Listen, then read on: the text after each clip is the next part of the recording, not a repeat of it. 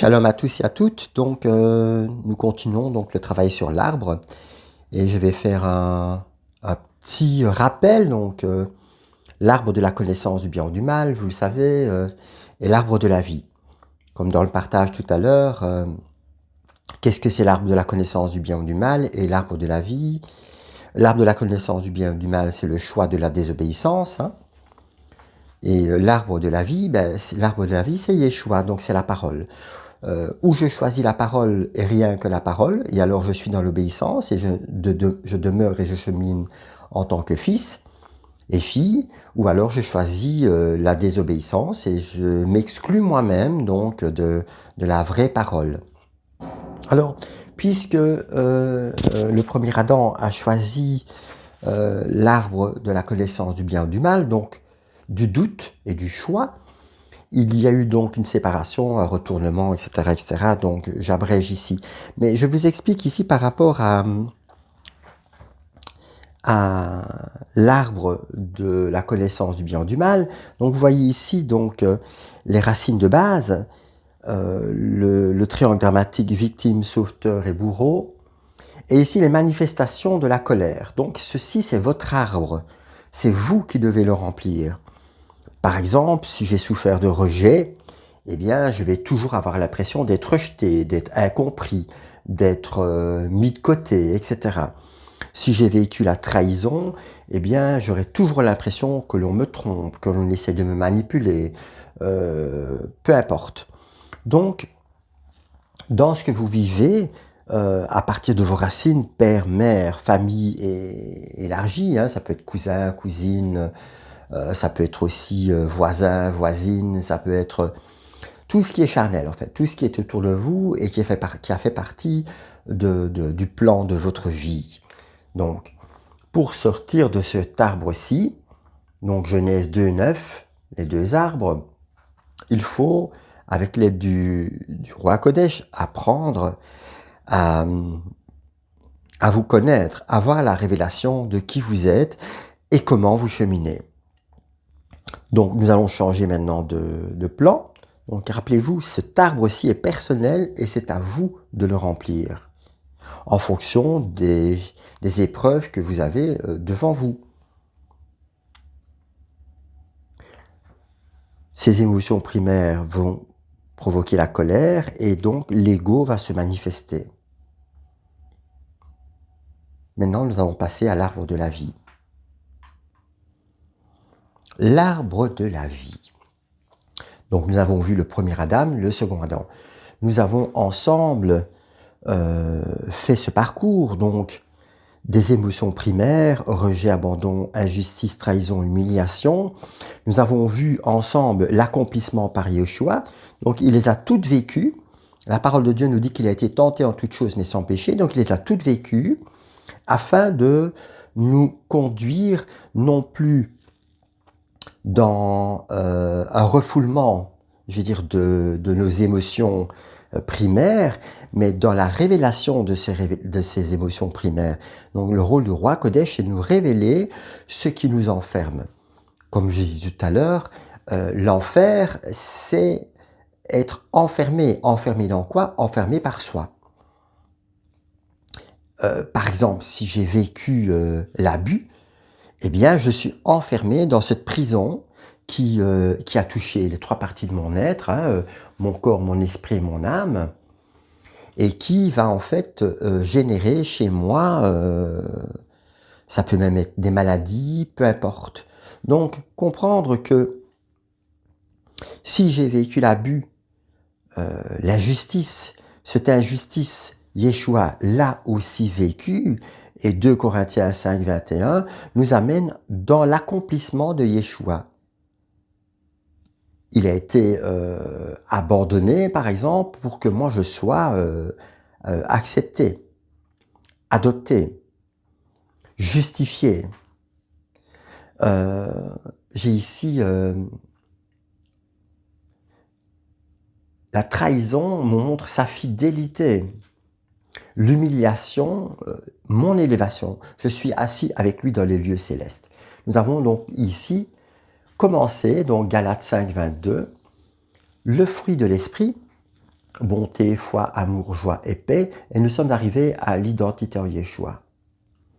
Nous allons maintenant aborder le pardon, et nous allons ensemble lire les versets, nous allons faire pardon, supporter l'épreuve pour pouvoir persévérer et aller dans ce qu'on appelle l'illimité et l'abondance de cette parole. Alors, comme je disais tout à l'heure au partage, dans Ésaïe, 7 femmes se saisiront du pan de son manteau et diront, nous n'avons pas besoin que tu nous habilles, nous n'avons pas besoin que tu nous nourrisses, donc nous n'avons pas besoin d'être couverts de ta parole, de ta gloire, nous n'avons pas besoin. Nous n'avons pas besoin que tu nous nourrisses, nous n'avons pas besoin de ta parole, nous ferons bien nous-mêmes, on se fera nous-mêmes une Bible à notre mesure.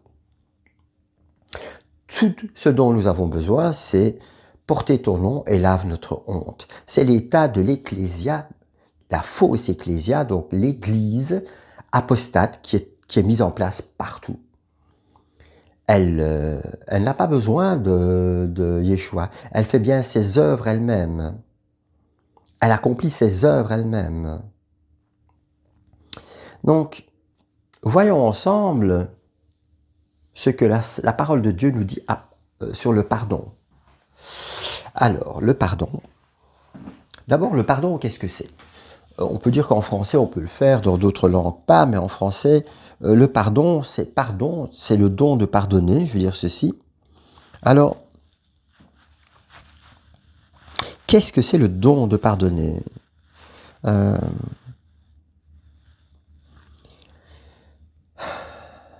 Voyons ce que Christ a vécu par rapport, et nous dit par rapport au pardon. Alors, il faut savoir qu'à chacun de nous avons reçu le ministère de réconciliation. Je parle de ministère puisque dans la première alliance, il y avait des prêtres qui officiaient dans le temple et un grand prêtre, et nous savons que Yeshua est le grand prêtre à perpétuité et que la lignée des Lévites de la première alliance n'existe plus. Donc le rôle des 5 ministères n'est pas de dominer sur les brebis, mais de ramener à la parole. Toujours à la parole et rien que la parole. Donc, ce ministère, ce sont des hommes que Dieu envoie dans le champ pour la moisson.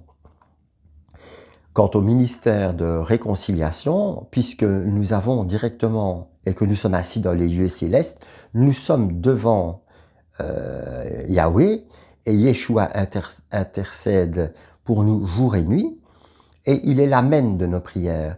Donc si je prie pour quelqu'un et je demande, Seigneur, interviens dans la vie de cette personne, eh bien, Yeshua dit amen. Parce qu'il est mort aussi pour cette personne.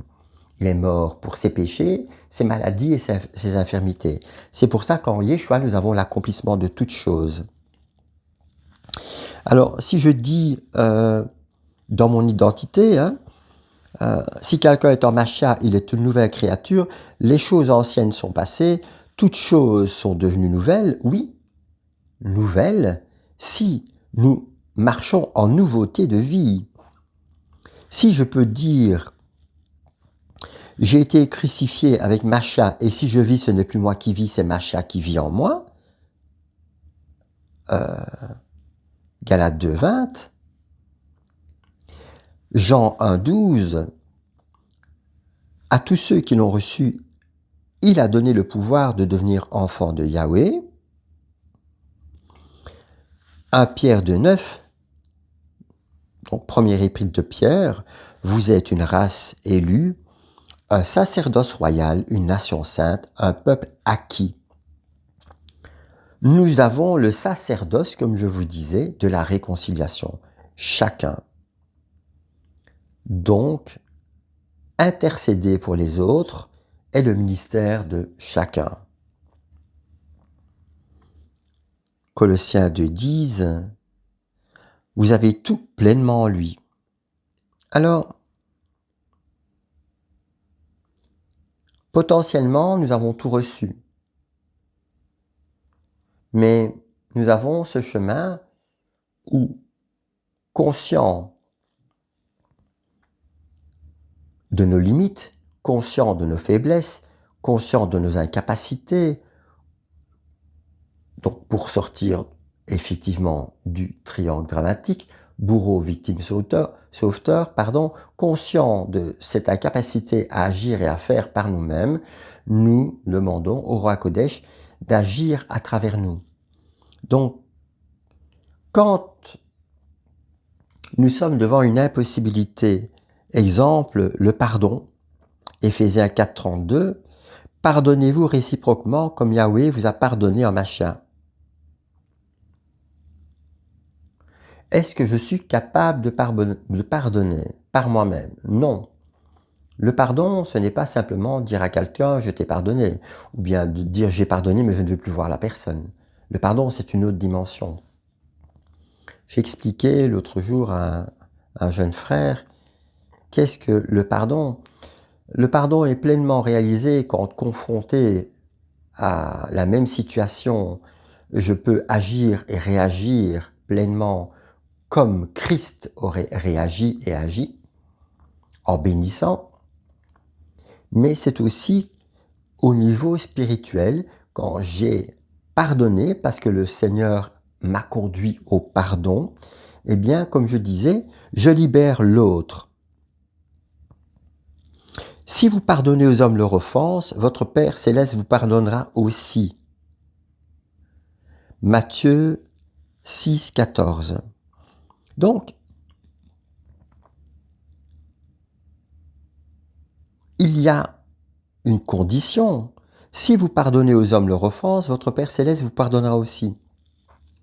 Alors, est-ce que ça veut dire que Christ n'a pas tout accompli? Bien sûr, Christ a tout accompli. Mais il faut aller plus profondément.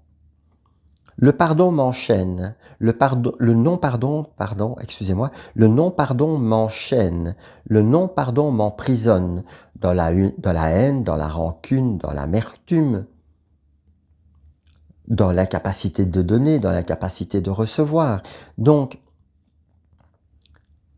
il m'incombe de dire à Yeshua, je ne sais pas pardonner, mais accomplis ton œuvre en moi et conduis-moi en pardon. Le pardon est réalisé quand nous avons pleinement conscience et reçu par révélation que tout ce que nous avons vécu a été nécessaire pour que je sois la personne que je suis aujourd'hui.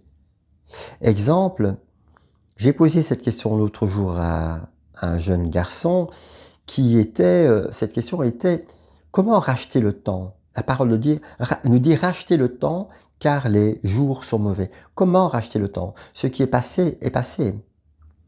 Il faut voir Yahweh dans la dimension de l'éternité.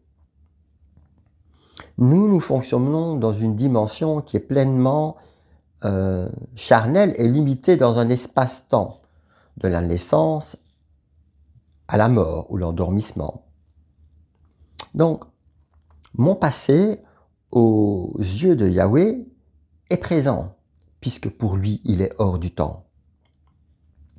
Quand je dis Seigneur, je choisis de pardonner à telle personne qui m'a blessé, qui m'a fait du mal il y a 20 ans d'ici, je suis incapable de retourner 20 ans en arrière. Mais mon pardon, pleinement accompli, en Yeshua, libère la personne. Même si le fait s'est passé il y a 20 ans. Et ça va avoir des conséquences immédiates sur le présent. Et sur le futur de la personne, et sur mon présent et mon futur.